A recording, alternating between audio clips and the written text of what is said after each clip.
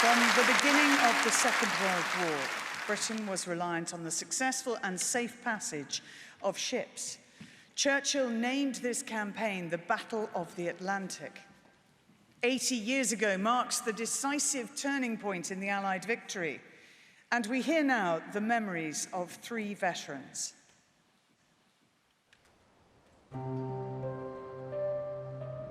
It lasted 6 years. It was the longest military campaign of World War II. They were bringing food, they were bringing troops, they were bringing everything.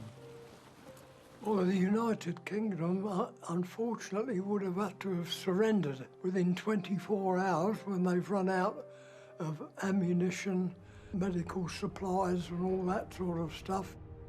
Everybody felt very patriotic and very determined to do their bit. My job was to plot the ships on the Atlantic and the coast of England, and they had to be kept up to date by about 10 minutes to make sure that any admiral who came down to look at it would be seeing the most up-to-date picture of the Atlantic.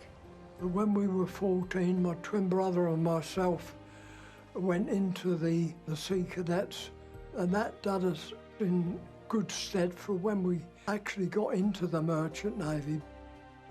I joined at 17 and a half. I was an ordinary seaman on HMS Crane, such a well-manned ship. There's only youngsters, wonderful crew. The Atlantic itself was really divided into 3 parts in a way.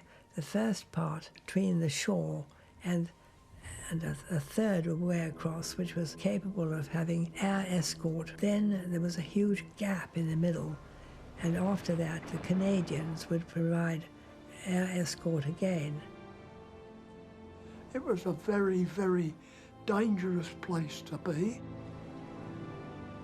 Our captain had told us that there were U-boats laying in wait, waiting to fire their torpedoes.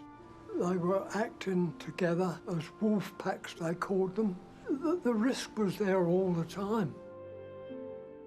It was a great honour to think that we did our bit for all the people in the UK that were relying on us,